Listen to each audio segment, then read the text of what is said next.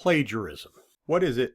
What is it not? And the gray area is how to stay out. Now, it comes down to this. What is plagiarism? Once you know what it is, you know you don't even get close to it. Because if you get close to it, it will mark you, and it's like branding you forever when somebody finds out that you plagiarized. This is the ultimate thing.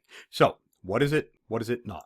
When we look at plagiarism, concept, using someone else's words or ideas and not giving them credit. This happens all the time. Somebody comes up with an idea, somebody comes up with this, and they don't necessarily get the credit. And because they don't necessarily get the credit, basically what you've got is plagiarism. This in academia is the absolute worst crime, so to speak, that you can have.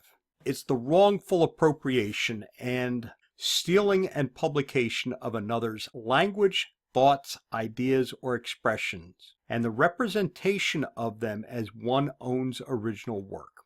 Now that comes out of Wikipedia under plagiarism. So what you're doing is you're taking somebody else's work and you're passing it off as your own. That's like going on the internet and downloading a picture that you need to use in your thesis just because it's there.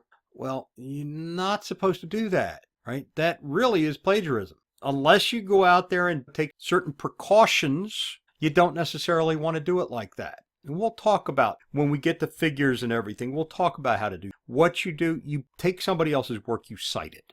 If you copy it, you put it in quotation marks. Okay? So that's where we're looking at plagiarism. Criminal. Does it violate laws?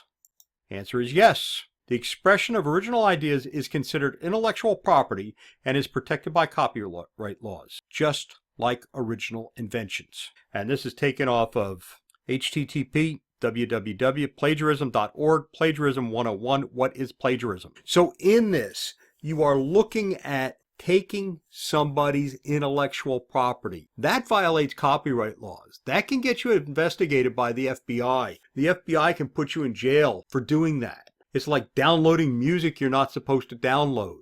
You know, everybody says you've got the right to one copy of it. Gray area. When we deal with these things, don't get in the gray areas. Don't get in the weeds, which means if it's somebody else's idea, it's somebody else's stuff. And if it's somebody else's stuff, you don't touch it without permission. So this is very important to understand this concept in there. It does violate criminal laws, and there are quite a few laws that it will violate. Other side of the coin, we got academic dishonesty. Academic dishonesty or academic misconduct, according to Wikipedia, is any type of cheating that occurs in relation to a formal academic exercise. Now we're defining cheating. And cheating means you aren't doing things right. You're cutting corners. You're going around the edges.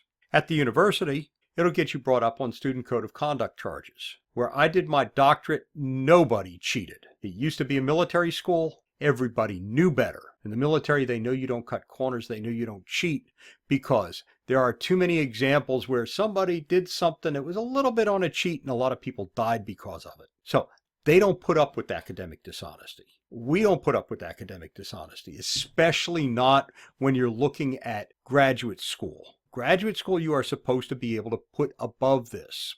Academic dishonesty includes plagiarism, using somebody's else's stuff.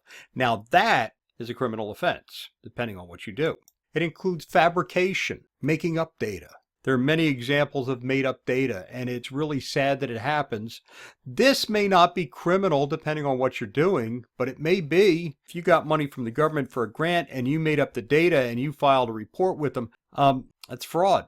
And you could go to jail on that one. Deception, knowingly telling something that isn't correct. This comes back to knowingly. If you made a mistake on something when you did it and you didn't know, that's not deception. If you find out that you did it wrong and you don't go back and correct it, that is deception. When you go back in history, Richard Nixon didn't leave office for what he did. He left office because he found out he had done something wrong and then he tried to cover it up. That's deception.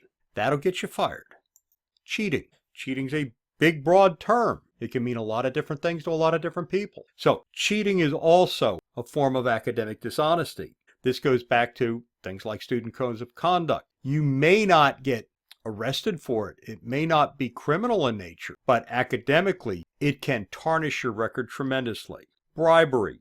Bribery is where you pay something, and it's a form of dishonesty. Sabotage. Sabotage is where you willfully destroy somebody else's stuff, where you willfully get in there and damage somebody else's experiment so that it doesn't work. It may or may not be criminal in nature depending on what you did, but sabotage is one of those things that will get you thrown out of academia. You've got to walk the straight and narrow and not do things like that. Then you've got professorial misconduct. Professorial misconduct is a big umbrella that takes into account just about anything you want it to take in. Did you do something small that really irritated the dean who wanted to get rid of you, and he made a federal case out of stepping on an ant? Depending on what it is, you'll get fired for it. Professorial misconduct is in there as well. Impersonation, going out and taking somebody's exam for them. That's impersonation. You don't do that.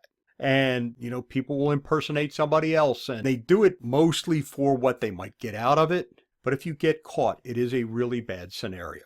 So all of these are forms of academic dishonesty. Academic dishonesty, therefore, is something that you want to stay away from because it can create a lot of problems for you. So in academic dishonesty, you've got all of these things. There's probably some other stuff. If you're looking at it, I heard a professor once say, and it was about eating mushrooms you collect because they might be poisonous. When in doubt, don't. Don't do something and then try and figure out whether it's too close to a gray area. If you have to think, wait a second, does this or does this not cross over the line? The answer is yes, it does. Don't do it.